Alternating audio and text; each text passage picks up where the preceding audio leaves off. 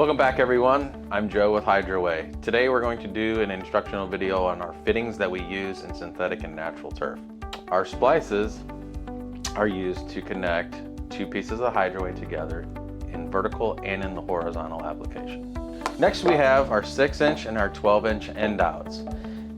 These fittings are used to connect Hydraway to corrugated or solid pipe up to 4 inches. This is our T, which connects 3 pieces of Hydraway together, and it is used in a vertical application, which would be done in natural turf fields or on golf courses. These are our fabric end caps. We have our 6-inch and we have our 12-inch.